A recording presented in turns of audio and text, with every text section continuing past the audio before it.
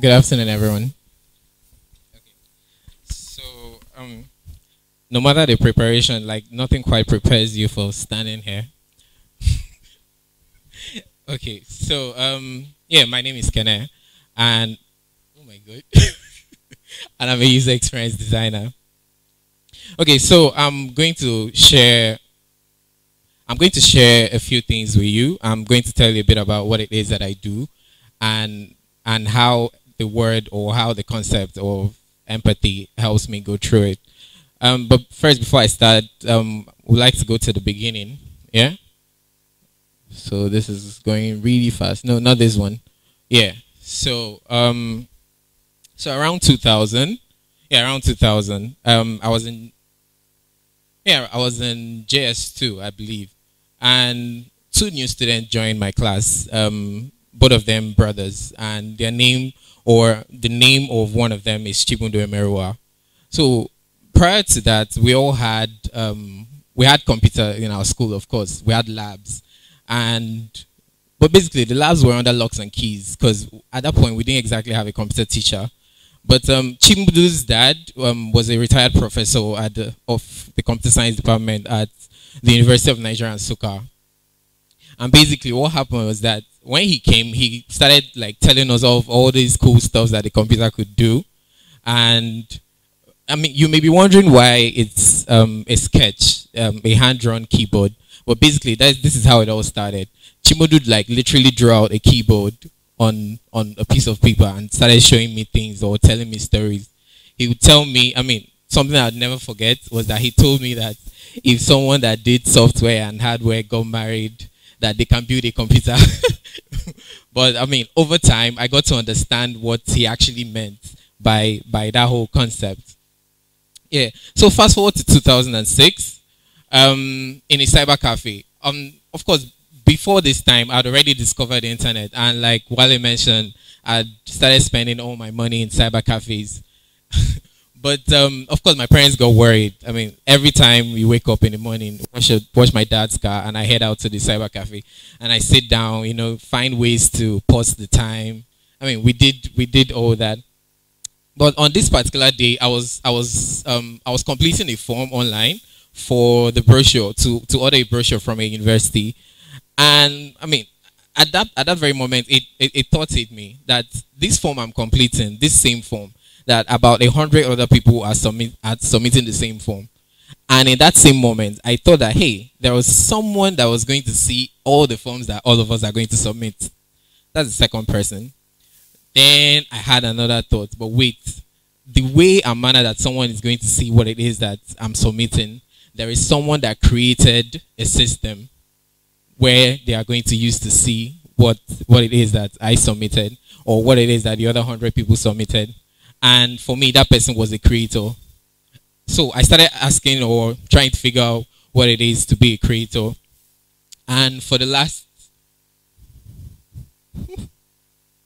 yeah, so for the last 8 years, I've moved from being a designer to from being a developer, software developer, to being a designer, to being a user expert, UX designer. And it's very difficult to kind of explain what it is I do for a living. I mean, I tried so hard to explain to my parents what I do, and after a time I just gave up. I'm like, hey, like I'm an IT guy, so if someone asks you, just tell them I'm in IT, and computers. Yeah, that solves that problem. And of course, even at that, they were still not very convinced until this day my dad paid a surprise visit to where I work, and he saw the office, saw all the other shebang, and he was like, okay, at least you're not exactly doing bad, so we can free you for now. So what does a UX designer do? So I do three things basically. I talk to people, I listen to what they have to tell me, and the last thing I do is that I watch how they react. So I mean, you think talking to people is easy, but it's not exactly easy talking to people about different problems that they are encountering. And the conversations are mostly one-sided because I'm just asking questions and waiting for them to tell me stuff. And as they are telling me stuff, I'm paying attention to what it is that they are telling me and what they are not telling me. Because the truth is, what they are not telling me is more important to me than what they're actually saying. And that comes from their body language, the point where, you know, their voice goes up, then you know that they are passionate about this particular area. So the this is all jumpy. Yeah, so my questions will always be like open-ended questions, not questions that like did you eat lunch today? I mean, you get a no for an answer. But if I ask the question of how did you get lunch today, or then they can now start telling me a little story that ends up in a no. Or if I ask them, are you traveling for Christmas? The answer is a yes or no. I mean, it kills that whole process. But if the answer goes things like, where are you going for Christmas, or how are you going to spend your Christmas, then the people are going to tell you stories. And these are the kind of questions that I throw around to people. And the next thing is I listen. And in listening, I try not to judge. I try not to judge. I try to put myself in their position, trying to understand what it is that they're telling me. Because the truth is, the only way I can provide or help provide solutions for that particular person is having an idea of what it is that they're going through. And of course, the last thing is that I observe. You know, I don't. So observing means me being aware of everything around me. I don't really see it, but intuitively, like things pop out at me, and it all points down to one thing, and that's empathy. For someone that is creating something that I'm not going to be the only user of that solution. You need to understand what it is that people want your solution to help them do, or the problems that your solution is trying to solve. And basically that is what I do. And going with the observing, yeah, I noticed that over the last 1 year, the amount of keke drivers, you know, that have music on loudspeakers blasting in their keke as they're riding, it has gone down drastically. What that has reduced, what that's paid off to, is that you will now notice that the keke drivers have some kind of smartphone, or have this kind of phone that they will put their earphones on and listen to their music without necessarily disturbing everybody. Yeah, of course, most people wouldn't notice that, but it's something that jumped out of me. But of course, now I'm interested in wanting to know what it is that they listen to, because I'm unable to go that deep. The next thing, yeah. So late last year, we did a research here in University of Lagos, polled about over 2,000 students on what it is that they do with their phones. And of course, for someone that it turns out that 60% of them spend about 2,000 naira on data every month, yeah, from whatever it is their pocket money is. That's fine, yeah, 60%, 2,000 data. But for me, this is a whole different information. I'm seeing it differently. For me, it means that if I want to deploy a solution that is going to work for a student of the University of Lagos, that I need to make sure that the data that my solution is going to consume for a month is less than 15 MB, because the student still has to chat, use Instagram and all that things. So someone that doesn't see this the way I see it would build an application that, you know, download videos of 1 megabyte, and the free credit that MTN gave you will just finish. You get pissed, uninstall the application and move on. As a user experience designer, I try to make sure that errors that come at you when you use software products are not this harsh. I mean, someone telling you fatal, unable to process your request, please try again. And I can almost guarantee if you try it again, you're going to get the same error. This error doesn't exactly tell you what the problem is. It doesn't tell you what it is that you did wrong. But as a user, you didn't exactly do anything wrong. It's just that someone didn't do their jobs properly, because they should have been able to see all the possible outcomes. As a user experience designer, instead of giving you something like this, I'd give you this. And I may have to explain it for some people to get it. So the guy here, his name is Gareth Bale. He played for Tottenham Hotspur for the longest time. And yeah, he moved to Real Madrid, I think 2 seasons ago. And he's wearing an Arsenal jersey. Tottenham and Arsenal are the biggest rivals in England. Yeah, the fiercest of rivalry. So this can never happen. 404 error 404 in the web parlance means that the page was not found. So literally, Gareth Bale can never be found in an Arsenal jersey, and that makes absolute sense. So also for easy, show of hands. How many people can tell me if I say that a place is 12 kilometers from here? How many people can instinctively do that measurement in their head? Show of hands. 12 kilometers. One person, 2, 3. Yeah, I've counted you. 2 meters. You. 2 meters. Okay. 5 miles. You. Okay. Okay. And it's not your fault that you don't know. Really. It's just a product of the system that we were all brought up in. I don't know kilometers. I don't understand what kilometers is. If someone tells me that someone is 2 meters away, mentally, I don't know. So I was in Nairobi, I think about 2 years ago, and so I was waiting for someone to come meet me where we were, and the person I was with, and I asked her hey, how long is this guy going to take to get here? She was like, it's okay. He's about 2 kilometers away. In my head, I'm like, of course, as a Niger guy, you don't go and forehand. I'm like, oh, okay. yeah, but basically, I had no clue of what or how or where the person was. I couldn't put that person in on the map in any way.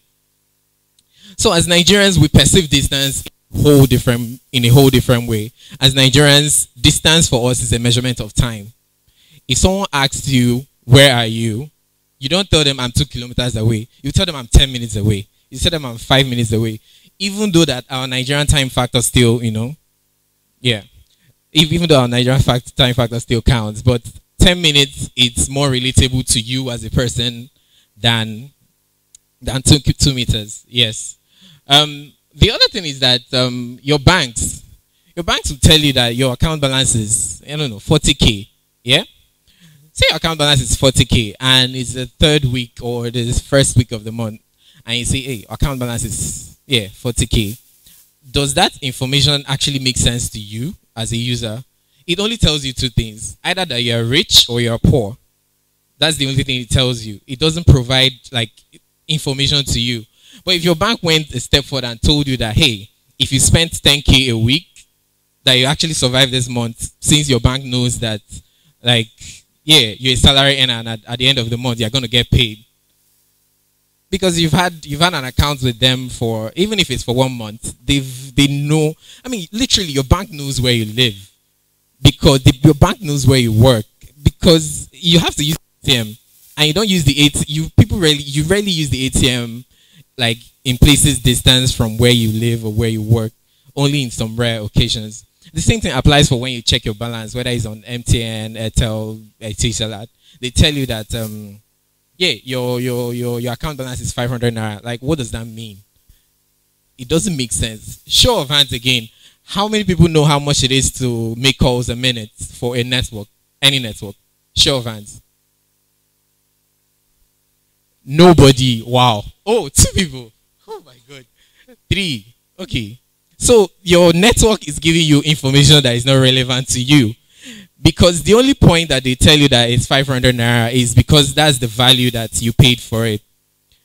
The game changes if your network tells you that, hey, that I don't have 500 naira. I have 200 minutes of call, 200 minutes of call time. I have 2,000 SMSs. Mentally, I know. So if I call someone for 2 minutes, I'm not looking at my balance, because I already know what it is that the value I bought is going to give me. And the point is about really caring about people that you do things for. And for me, my box is you, and the box is relative to anybody, whatever it is that you're doing. For some people, it's the mental box that keeps them grounded, or keeps them, or limits them over time from all the no's and the that they've received over the years, you know. But for me, the box is you. It's everyone in the room, and I don't say that as when I say everyone, I don't mean it collectively. Like I mean it individually. Yeah, it's the Ijoma, the Yewu, the Victor in the room. Because for me, the box is to try and find out what your problem is and provide solutions for you. For me, the box is to try and feel your pain. For me, the box is to empathize with you. And in all, like I got this I saw this video late last year, and I mean it's something that I was struggling with for the longest time. And I saw this video by Ira Glass. He's I think he's a radio personality, and I mean he said something that caught me, and I'm just going to repeat it. So he said that people that get into creating, like whatever it is that you do, whether you're as a creative person, and we're all creative people here, yeah. So people that get into that creative process, and what happens is that as you get into that and you're trying to churn out work, yeah, or trying to churn out product, what you're doing, you're not satisfied by it, yeah. And the problem is most people like don't go beyond that. They stick to the point where they are like, man, I'm not good at this. Moreover, people around you tell you that, oh man, you're awesome and you rock, and you start feeling like a fraud. What happened? What actually goes on is that you started creating because you thought you could do something better. You started writing because someone isn't telling the story because the way you wanted it. You started singing because, I mean, that song on the radio is just not what you want to hear. The same thing what happens when you start doing anything creative. So as you start doing it and you are not getting to, or what it is that you're producing doesn't seem like mind-blowing to you, the reason why that happens is because like your taste is like way up here, and because you've started, like your output is still here. And some people never get beyond this point because they're like, I'm not good at it, then they quit. Yeah. So of course it's a word of encouragement for everyone that is doing anything creative, like to keep going at it, because at some point you are going to create something that is going to meet your taste. And okay, that's a lie. You're never going to create something that meets your taste. You're only satisfied with what you do at the point you do it. Immediately you are done with that, you are no longer satisfied with it. And it's something that anybody that does creative work can attest to. Yeah. And basically that is all I have for you. Thank you.